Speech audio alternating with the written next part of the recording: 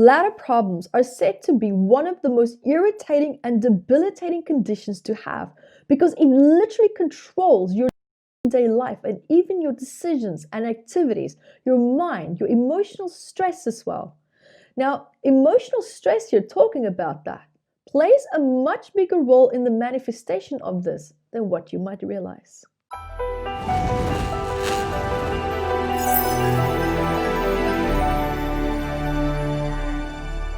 Hi, my name is Ivett Rouz, author and founder of Metaphysical Anatomy, which is a book of 679 medical ailments and also the hidden emotional messages behind them that we all share universally.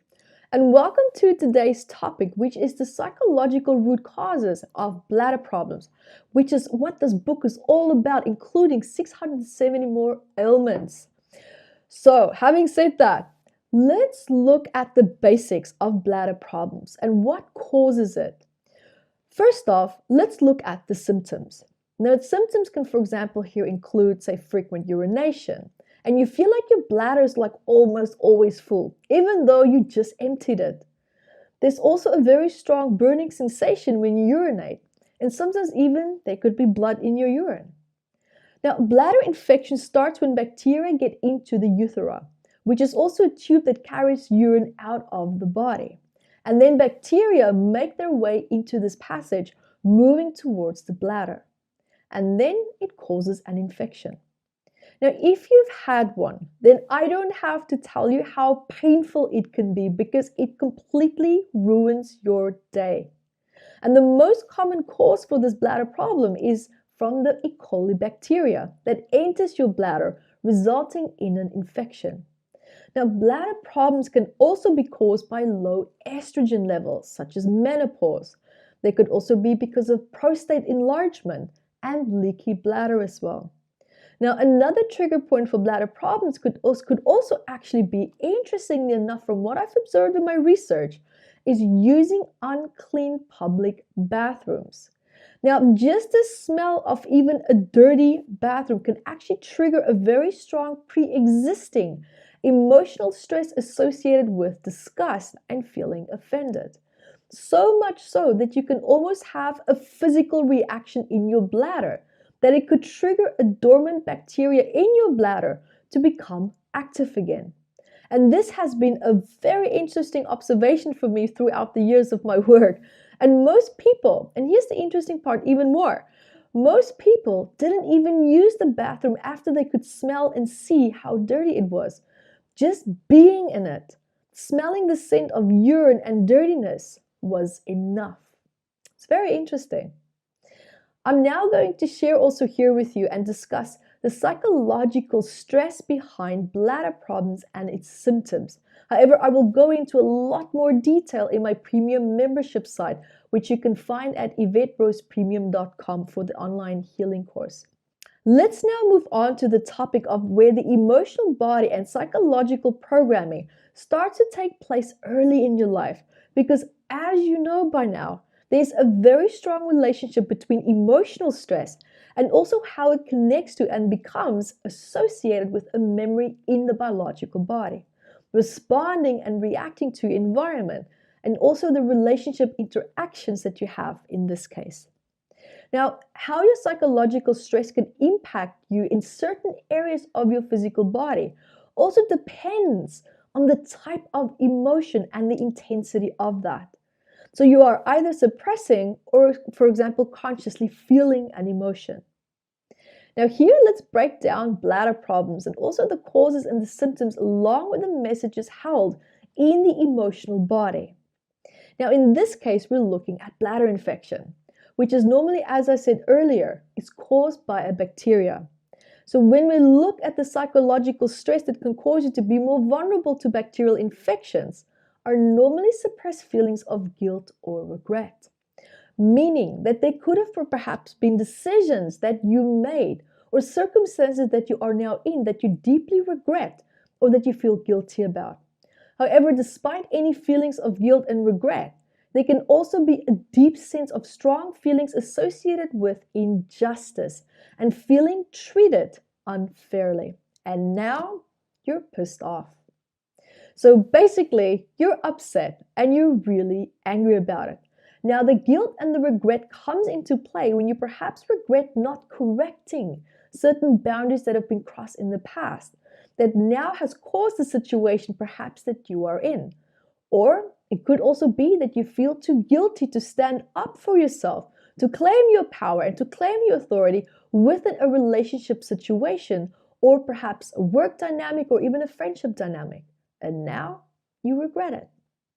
So here, when we look at the bigger picture of infection, it means that there could be suppressed anger that has now become toxic for you because of the amount of it that you've been holding in. And your body does not want to hold the strong emotion anymore. It's now robbing you of your health, happiness, and also inner peace. And it is showing you that you don't have to always be the peacekeeper anymore. Now, another angle to bladder problems or infections is that in some cases, a bladder infection can be so severe that it moves into your kidneys, causing even more discomfort and pain. And when this happens, then we are looking at deep resentment because of circumstances that you now feel stuck in. And your anger has now poured over into a very strong resentment. And it's almost like seething anger. And your emotions have now almost literally become toxic to you. And another observation here, while we're on that subject, that I want to share here with you is that what I have learned also about this condition is that when it moves to your kidneys, it also means that anger have now become your way of establishing boundaries. Right? You draw perceived positive benefits from this negative state of mind.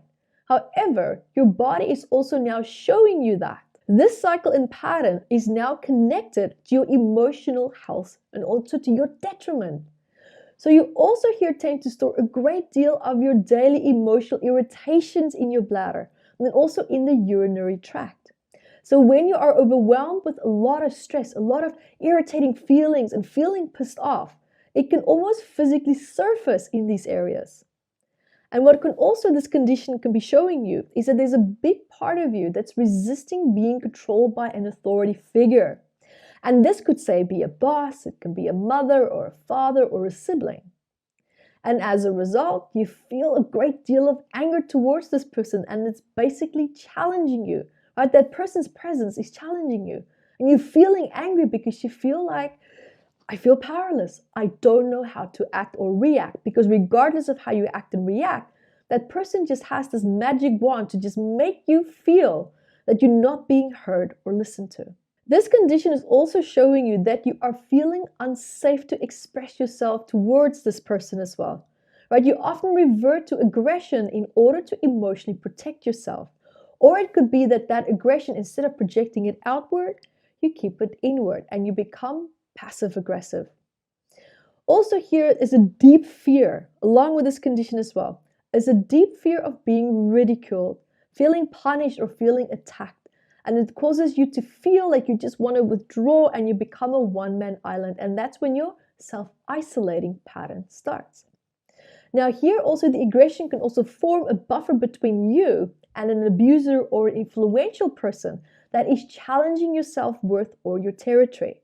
And you might also have had a very conflicting relationship with an authority figure. And often, normally in this case, it could be a male figure or a father figure, or it could be a female figure as well that perhaps could have been very masculine.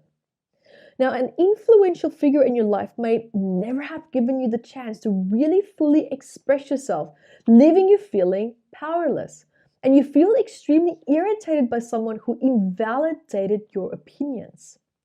Now, this is often also a childhood pattern that is now just repeating itself in your adult life, coming full circle. You also might find it really challenging to control your own personal desires. And also your motivation and your talents may have been attacked by these influential people or person, which has now challenged your ability to feel that, yes, I can become successful.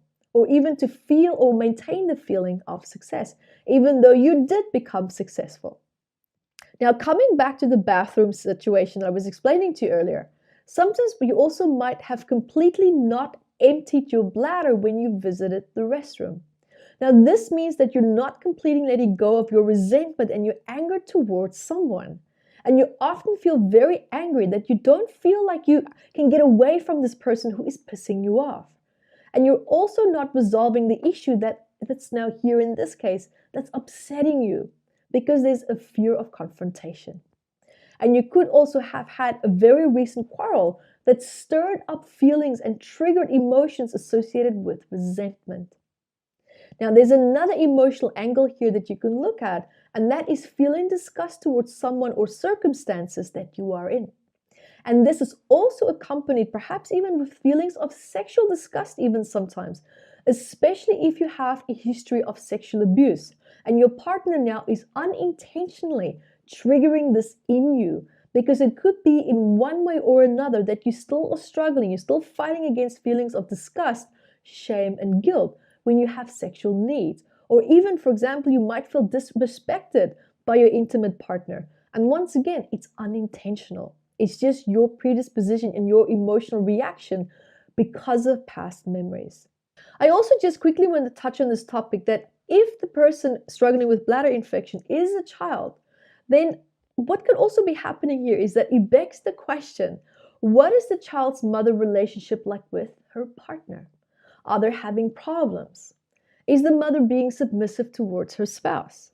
Is the mother resenting this controlling or dominant role in the family? Also here explore the child's relationship with their father as well, because often the father could very well quite be very dominant or very harsh and controlling. And this is affecting the child's relationship with them. And this might also result now in creating a fear of men or authority figures in this child's life, because they perhaps now learned that people in authority can be very challenging.